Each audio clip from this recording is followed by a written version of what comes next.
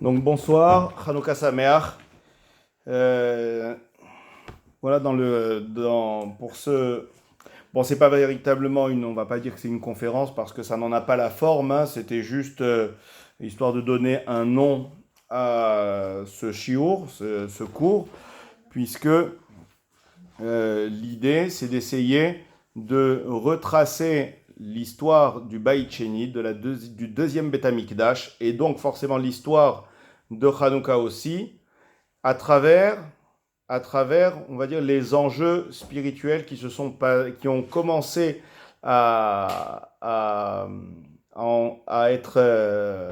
jouer à partir du début de l'empire grec, de l'empire des Yévanim, donc de l'empire grec, et plutôt de sa domination sur la terre d'Israël. Pour cela, je voudrais d'abord, avant de parler du contenu, qu'on fasse un peu, qu'on balise un petit peu, on va dire, la période à travers le, à travers la succession des Chachamim qui sont mentionnés dans le début des Pirkei Avot, dans le début des Maximes des Pères. Alors on va commencer par ça, parce que nous voyons que dans les Pirkei Avot, le début de la transmission de la Torah, donc on nous dit Moshe Kibel Torah mi Sinaï, Moshe a reçu la Torah du Sinaï, Umsara ali Yoshua, il l'a transmise à Josué, son disciple, puis Yoshua les Zkenim, de Yoshua on est passé aux anciens, ceux qui ont succédé à Yoshua, Uzkenim linviim, les anciens ont transmis à leur tour aux prophètes, donc l'époque des prophètes. Unviim mesaroa le anshe knesset agdola. Et les prophètes eux-mêmes ont transmis à nouveau la Torah aux anshe knesset agdola, aux membres de la grande assemblée. Les membres de la grande assemblée, c'est le Sanhedrin, le grand tribunal rabbinique reconstitué au moment de la reconstruction du second Beth Amikdash, c'est-à-dire au moment du retour des enfants d'Israël sur la terre d'Israël, en tout cas une partie d'entre eux seulement, à l'époque du prophète Ezra. Et ce premier Sanhedrin reconstitué s'est nommé Anshe Knesset Agdola, les membres de la grande assemblée. Ensuite, nous allons avoir, donc là c'est juste la première Mishnah de Pirkei Avot, ça ne nous concerne pas encore directement, bien que nous allons y revenir. L'histoire de la relation entre la terre d'Israël, le peuple d'Israël et l'empire grec commence en fait à la seconde Mishnah de Pirkei Avot, avec le personnage de Shimon Hatzadik. Siméon le Juste. Shimon Hatzadik était l'un des derniers des membres de la Grande Assemblée, et c'est lui qui a rencontré Alexandre le Grand. Alexandre le Grand qui a conquis le monde, a remplacé l'Empire perse. Il a fait la guerre à l'Empire perse et a pris le contrôle du monde. Et à partir de Shimon Hatzadik, il y a donc ce personnage de Alexandre le Grand qui va conquérir donc la terre d'Israël. On continue l'histoire avec Antignos Ish Socho, élève de Shimon Hatzadik.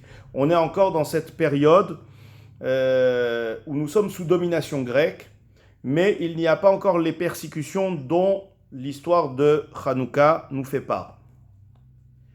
Les persécutions vont commencer avec la génération qui suit, celle de Yossi ben Yoezer Ish Tsereda et Yossi ben Yochanan Ish Yerushalayim, qui vont commencer la période qui s'appelle des Zugot, des couples. Jusque là, on avait Shimon Hatzadik qui a reçu la Torah des membres de la Grande Assemblée. Il a transmis cette Torah à Antignos Ish Socho, et lui-même a transmis la Torah maintenant aux Zugot, c'est-à-dire il y a maintenant un couple, Yossi ben Yoezer ainsi que Yossi ben Yochanan, et ça va passer ensuite de couple à couple. Nous avons ensuite, donc Yossi ben Yoezer et Yossi ben Yochanan c'est la période déjà du Polmus Shel Yavan, c'est-à-dire les persécutions à caractère religieux vont avoir cours de manière très violente à l'époque de ces deux sages.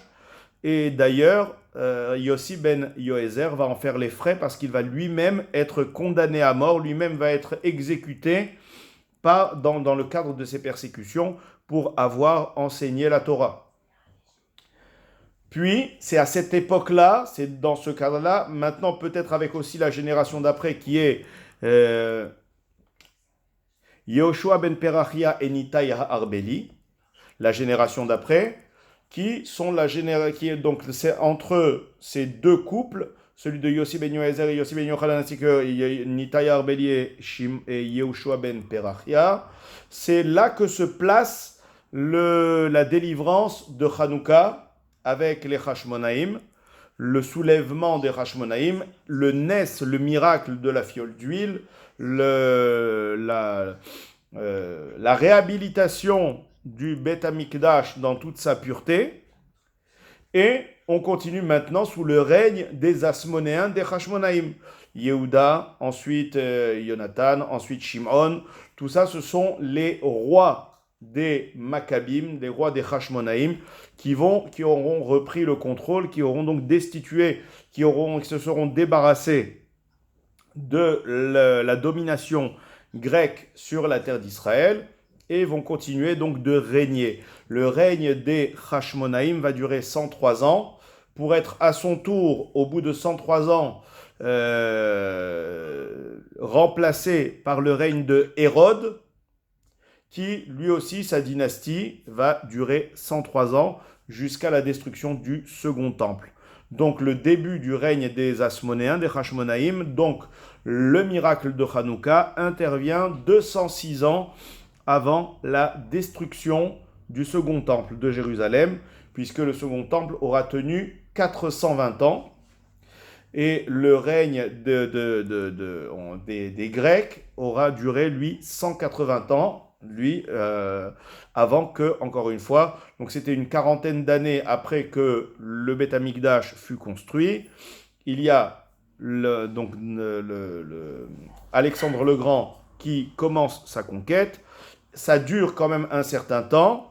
La rébellion des Hashmonaïm va durer 1 an, puis les Hashmonaïm vont reprendre le contrôle et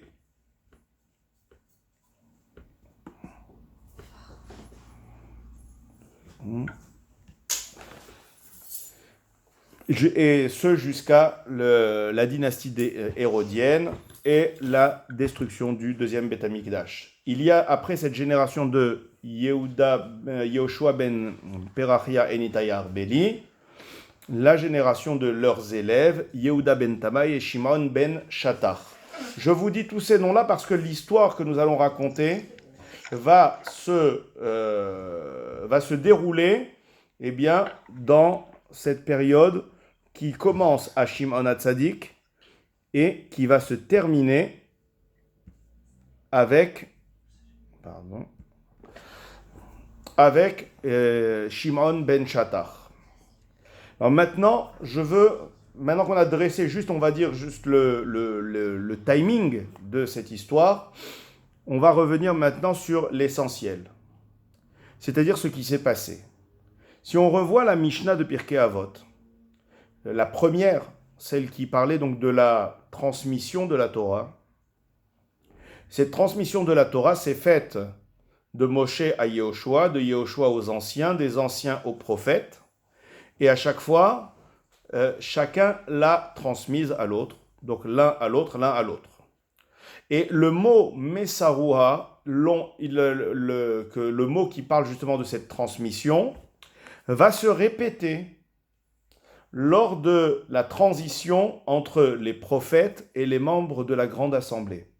C'est-à-dire que dans la Mishnah, il sera écrit ainsi, Unvi'im, alors qu'auparavant on passait de l'un à l'autre, Yehoshua, Lizkenim, Zekenim, Linveim, et maintenant on répète, et les Nevim l'ont transmise au Anshei Knesset Agdola. Comme s'il y avait maintenant quelque chose de nouveau qui se passait. Avant, on parle juste des joueurs. On fait l'un a passé à l'autre. Là, de Yehoshua à Zekenim, Zekenim a passé à Nevi'im, Nevi'im, on refait une passe, on transmet à nouveau cette Torah aux membres de la Grande Assemblée, comme s'il y avait maintenant quelque chose de nouveau qui s'était passé. Et réellement, il s'est passé quelque chose de nouveau à l'époque des membres de la Grande Assemblée, et c'est là que ça va se jouer.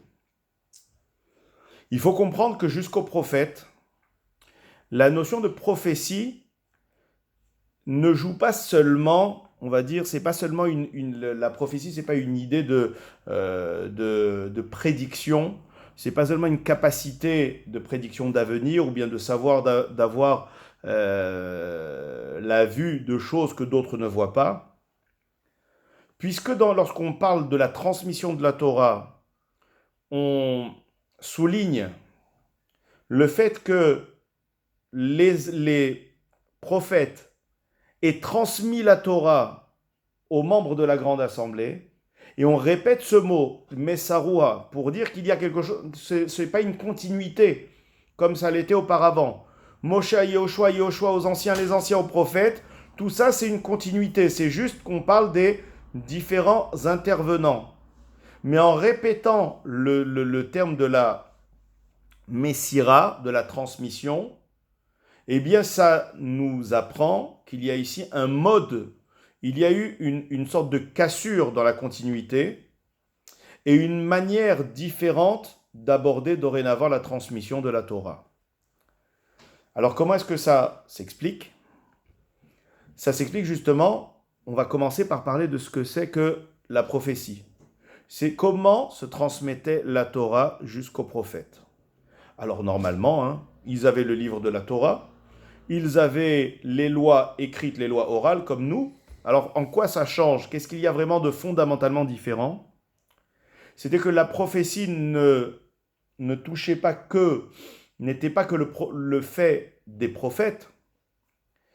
La prophétie, c'était qu'à cette époque-là, il y avait un lien direct, une ligne directe de connexion et de communication entre Dieu et l'homme par le biais de la Torah. C'est-à-dire que celui qui recevait un enseignement, celui qui lisait un enseignement de la Torah ou qui recevait un enseignement de son maître, il n'avait pas seulement l'information, on va dire, sèche, il y avait dans cela une sorte de révélation. Il recevait la Torah d'en haut. C'est-à-dire que la Torah elle-même, en substance, avait porté en elle le fait qu'elle est la parole de Dieu qui est transmise aux hommes. Elle portait en elle ce caractère prophétique. L'enseignement lui-même, la parole thoraïque elle-même, était en quelque sorte empreinte de prophétie, qui veut dire encore une fois non pas prédiction, mais qui veut dire qu'il y avait un lien. Lorsqu'on lisait la Torah ou qu'on entendait l'enseignement du maître, eh bien il y avait ici l'écho de cette Torah qui nous vient d'en haut, qui nous vient de Akadosh Baruch Hu. C'était pas comme juste le fait de lire un livre ou de prendre connaissance d'une information. Il y avait le lien, ce qui s'appelle le Gilui Panim, le fait que Akadosh Baruch Hu, que Dieu, eh bien,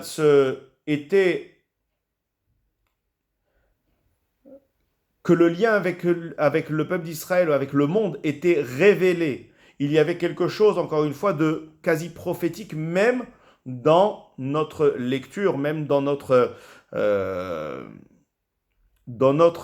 compréhension de la Torah. Il y avait ici la perception que c'était quelque chose qui nous était révélé d'en haut et que nous recevions de la bouche d'Hachem. Et là, je veux revenir sur cet élément essentiel, c'est l'élément de la parole. C'est que la Torah,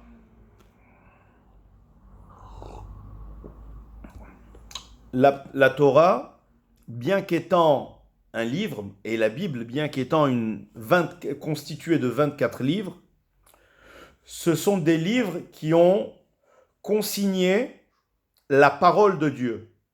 Puisque les saintes écritures, la Bible, donc le Tanakh, la Torah écrite, c'est une Torah qui a été écrite sous inspiration prophétique.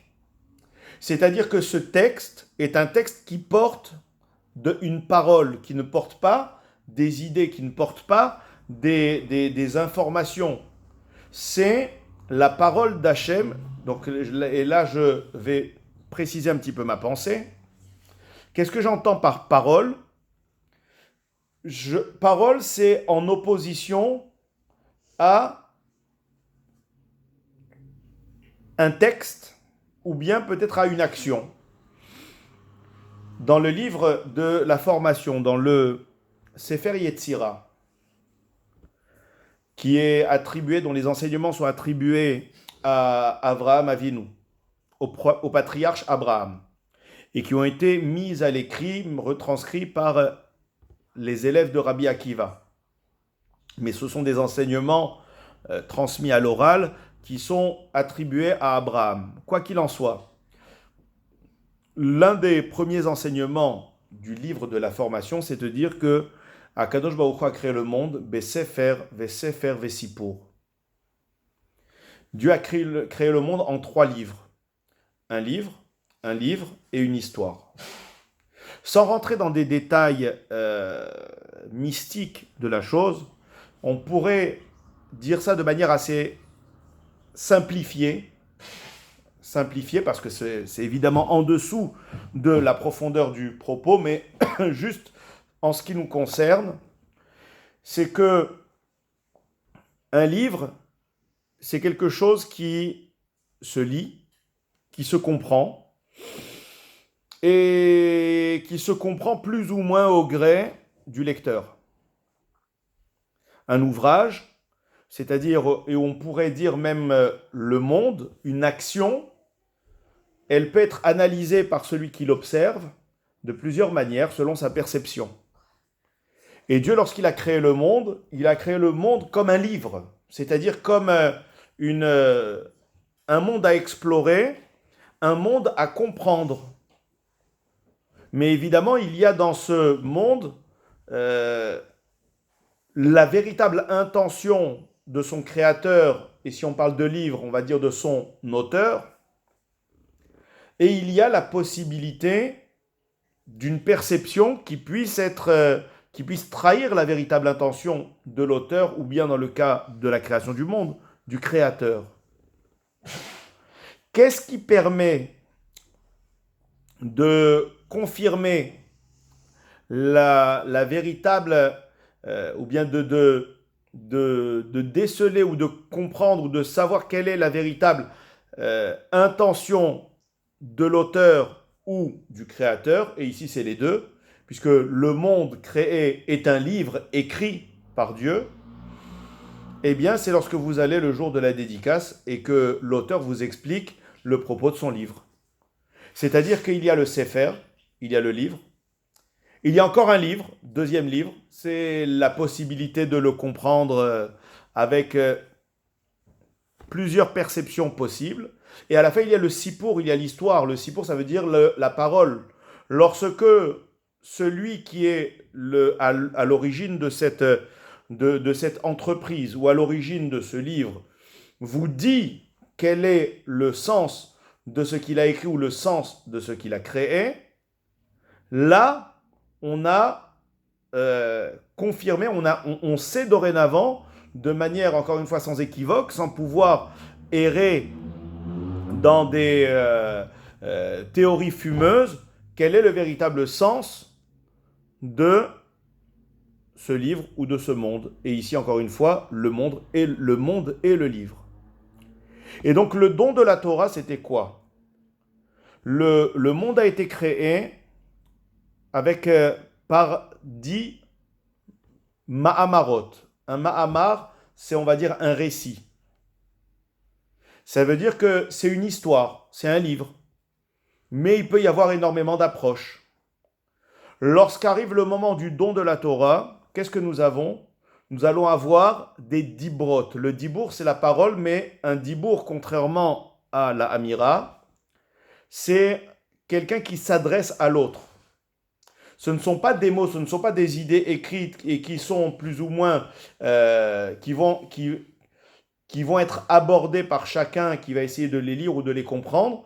C'est un dibour. Un dibour, c'est un dialogue. C'est quelqu'un qui s'adresse à vous et qui vous dit voilà ce que c'est, voilà ce qu'il faut faire. C'est-à-dire que la Torah, c'est quoi? La Torah, c'est avant tout la parole de Dieu qui nous parle, qui s'adresse à nous. Encore une fois, pas une parole dans le sens, le sens des choses, ni l'explication des choses, ni l'exposé de je ne sais quel secret ou je ne sais quel, quel, quel enseignement. On est véritablement dans une parole dans le sens où la Torah nous parle, nous dit, elle s'adresse à nous. La Torah, c'est avant tout un texte qui est porteur d'une parole qui nous parle. Non pas une parole qui parle, tout simplement, qui dit des choses, et donc on peut ou bien s'en inspirer ou pas. Elle nous parle, c'est-à-dire elle s'adresse à travers ce texte. C'est un texte qui porte la parole de Dieu qui s'adresse à nous.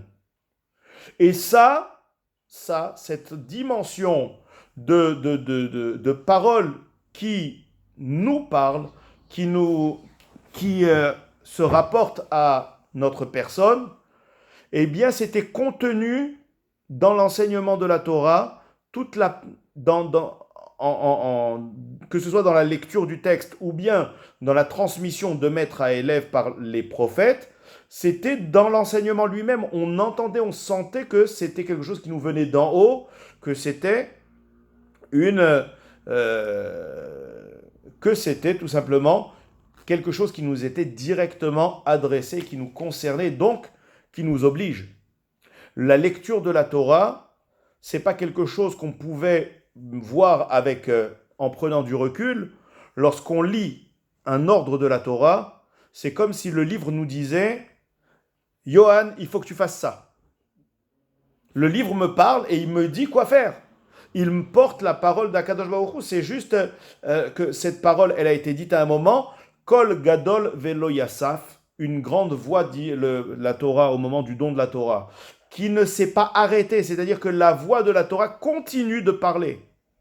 La voix de Dieu, lorsqu'il donne les 10 commandements, elle continue de parler, elle continue de s'adresser à nous. Ce n'est pas un récit de quelque chose de passé qui a été consigné dans un livre. Ça, c'était comme ça que nous percevions la Torah pendant toute la période des prophètes. Arrive Alexandre le Grand. Ah oui, quel rapport! Alexandre le Grand conquiert je ne sais pas si c'est tout le monde entier ou une grande partie du monde, ça ne m'intéresse pas tellement, c'est pas tellement le propos. Quoi qu'il en soit, il se débarrasse de l'empire perse. Après avoir pris le contrôle sur l'empire perse, il revient en Eretz Israël, en terre d'Israël, pour combattre les alliés de toujours de l'empire perse, les Juifs. Rappelez-vous, la reine de Perse, c'était Esther à une époque. Donc le fils d'Esther, Darius II, est celui qui a autorisé la reconstruction du temple et qui nous a permis de revenir en terre d'Israël. Bref, nous étions très liés avec l'empire perse. Et donc Alexandre va venir pour conquérir la terre d'Israël et faire la guerre au peuple d'Israël, qui est l'allié des Perses. Et voici que il va en fin de compte se retrouver nez à nez avec Shimon HaTzadik. Il va se prosterner devant lui à la surprise générale. Bref, la terre d'Israël va faire partie de l'empire grec et Alexandre va obtenir quelque chose de nous. Qu'est-ce qu'il va obtenir? Que dorénavant, nous allons compter nos années. L'année, elle va être décomptée à partir du règne d'Alexandre. Qu'est-ce qu'il y a de particulier pour que nous ayons adopté ce compte et que ce compte ait perduré pendant des siècles? Ce compte qui s'appelle le Minyan Shtarot, le compte des années, en ne partant pas de la création du monde, mais en partant depuis le règne d'Alexandre. Sur cela, nous avons un passage édifiant dans le Seder, pas Seder Adorot, excusez-moi, je confonds, c'est le Seder Olam Rabbah, un livre écrit par les Tanaïm, un livre écrit par les maîtres de la Mishnah, par Rabbi Yosef ben Chalafta, qui rapporte les dates importantes de l'histoire depuis la création du monde jusqu'à l'époque romaine. Et le fait est que l'accession au trône par Alexandre est mentionnée dans ce livre. Et elle coïncide avec la fin de la prophétie. C'est-à-dire que l'arrivée de l'Empire grec sur la terre d'Israël coïncide avec la fin, la mort du dernier prophète, la fin de la prophétie. Et donc ici, il y a une cassure. Puisque nous avions dit que la prophétie, ce n'est pas seulement des prophètes, ce n'est pas seulement qu'il y a des personnes qui savent prédire l'avenir grâce à la prophétie, c'est que même notre perception de la Torah, tant qu'il y avait des prophètes, tant qu'il y avait cet esprit divin qui planait sur le peuple d'Israël, qui est la prophétie, il y avait une perception de la Torah, une perception de l'enseignement toraïque, que ce soit celui du texte de la Torah ou de toutes les lois que nous recevions, il y avait une perception que cette chose-là nous venait directement d'Akadosh Baruch Hu, que c'était en fait une parole. Nous percevions la Torah, même l'écriture de la Torah, comme la parole de Dieu qui s'adresse à nous et qui nous parle. À partir de la fin de la prophétie, dit le Midrash, le Seder Olam Rabbah, Ha'adkan ayu anevi'im mitnabe'im beruach hakodesh.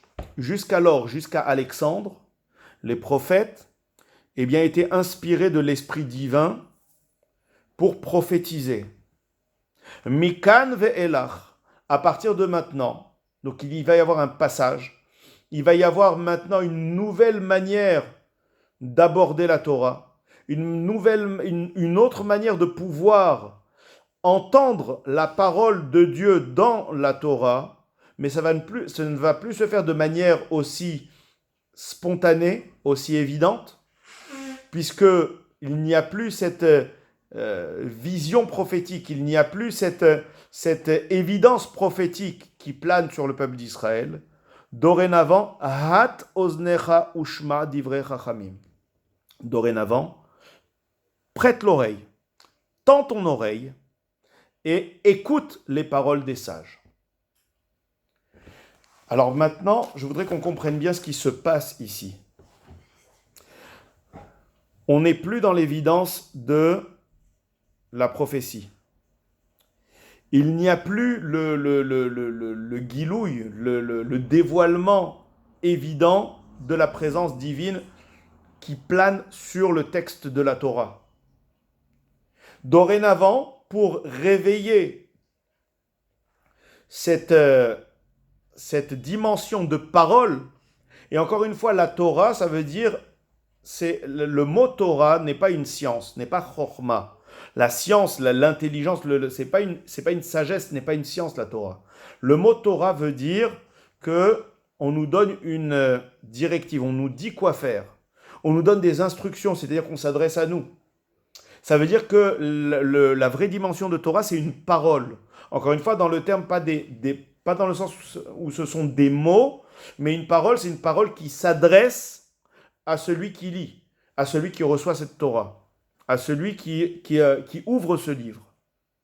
Si maintenant, il n'y a plus de prophète ou de prophétie pour que le texte nous parle, il faut dorénavant faire l'effort de tendre l'oreille, et c'est par le biais de ce qui s'appelle non plus les prophètes, mais dorénavant les sages, les chachamim, que la parole d'Hachem se passe. On parle ici de la Torah orale. La transmission de la Torah orale. Et là, je veux encore une fois qu'on se comprenne bien. Nous, on comprend que, au premier abord, qu'il y a une Torah consignée par écrit, donc des informations écrites, et des informations transmises de bouche à oreille. Alors, c'est juste que le moyen de transmission, le moyen le support est différent. Un, c'est un support écrit, l'autre, c'est un support oral, mais dans le fond, ce sont des informations qui auront traversé l'histoire, ou sur parchemin, ou bien de bouche à oreille. Il y a ici quelque chose d'autre que nous voyons. La Torah orale a toujours eu cours, puisque Moshe a transmis la Torah à l'oral à Josué, Josué aux anciens, les anciens aux prophètes, et les prophètes à leur tour aux membres de la Grande Assemblée. Sauf que ici, ce que je veux vous dire, c'est que le rôle de l'écoute des paroles des sages, c'est-à-dire le rôle du sage dorénavant, c'est pas seulement d'être un porteur d'informations, c'est qu'à travers une transmission fidèle, le sage va transmettre non pas des informations, mais la parole d'Hachem. La Torah chez Be'alpé, la Torah qui est de la bouche, c'est pas seulement des informations qui sont passées par une bouche, c'est que c'est la transmission de ce qui normalement aurait dû passer par la bouche, c'est-à-dire la parole. La Torah chez Be'alpé n'est pas seulement une méthode pour transmettre des informations à l'oral, c'est la transmission de l'oral de la Torah, c'est-à-dire de la dimension de parole, de la dimension de discours, la dimension où la Torah s'adresse à nous et nous parle et nous concerne. Dorénavant, ça passe par les Chachamim. Mais à la différence de la prophétie qui s'imposait d'elle-même, maintenant il y a un effort à faire, celui de tendre l'oreille.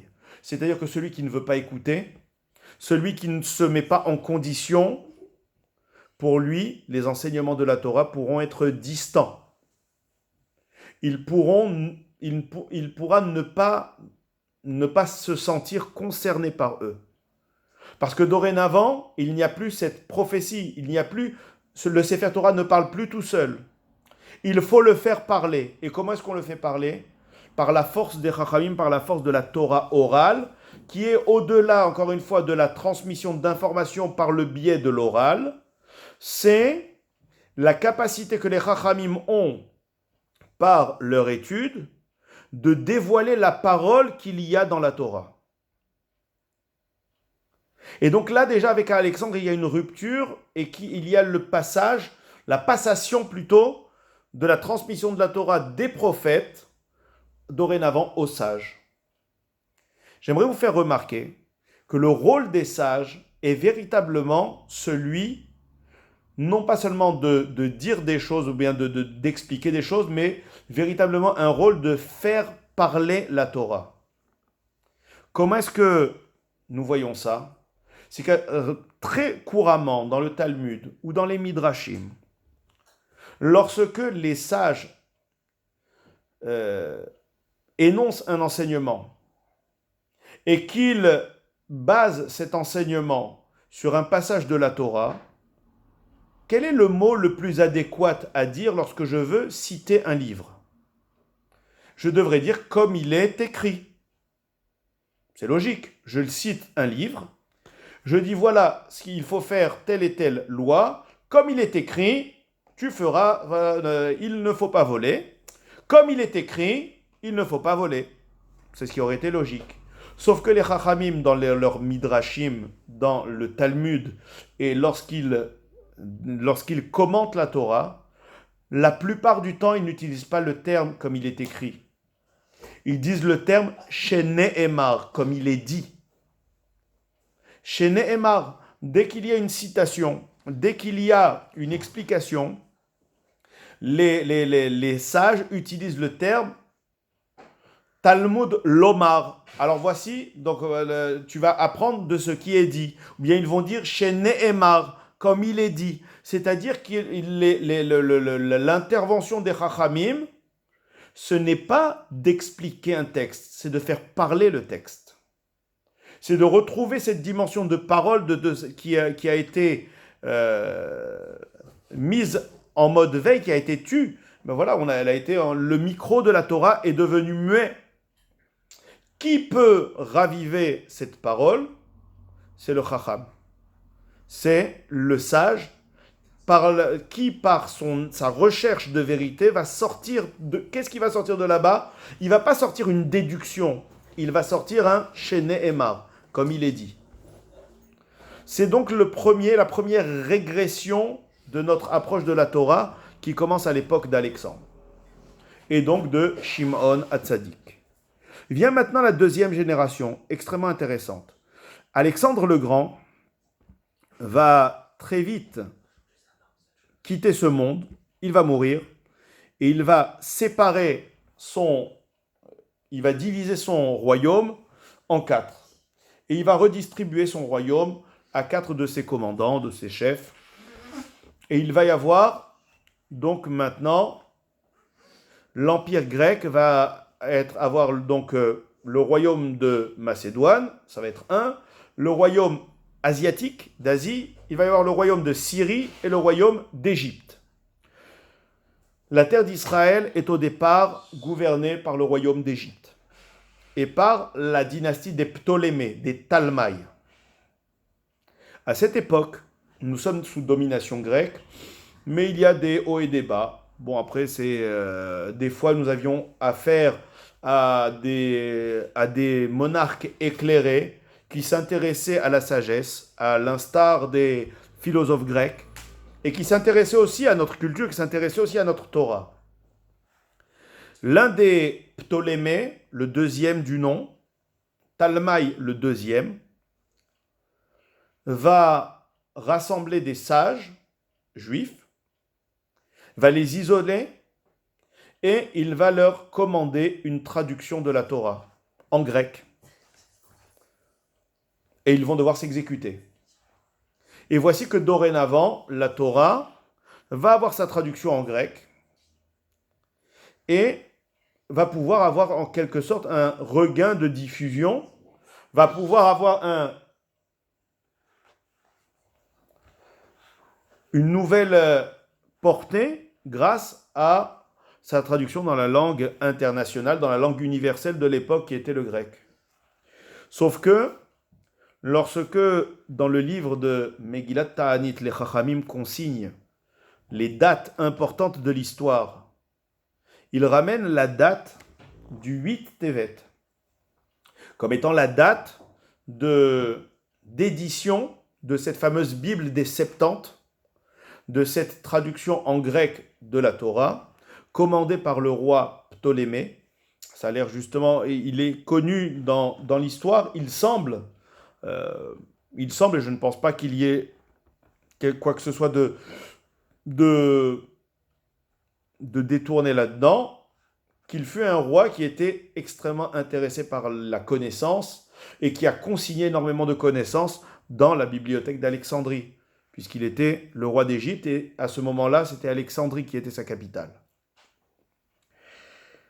Donc, allez, on va dire que de son point de vue, Ptolémée avait très certainement une très bonne intention, celle d'avoir un accès à une connaissance qui lui était pour l'instant étrangère, puisque dans une langue qu'il ne maîtrisait pas. Cependant, nos maîtres dans Megillat Ta'anit nous disent que lors de l'édition de la Bible des Septante, c'est-à-dire de cette traduction de la Torah en grec, 3 jours d'obscurité se sont abattus sur le monde, et cet événement était aussi pénible que celui de la faute du veau d'or. C'est-à-dire que nos sages voient dans ce moment-là il y a quelque chose qui s'est encore cassé dans la Torah. Et pourquoi ? Parce que la Torah ne pouvait pas être traduite comme il se doit en grec. Elle ne pouvait pas avoir tout son sens, se déployer totalement dans cette traduction. On va utiliser cette fameuse expression que toute traduction est une trahison. Et donc, ça a, au lieu d'être un moment de dévoilement, de diffusion de l'enseigne de la parole de la Torah. C'est le contraire qui s'est passé. Ça a été un moment d'obscurité. Je voudrais que nous comprenions ce que ça veut dire.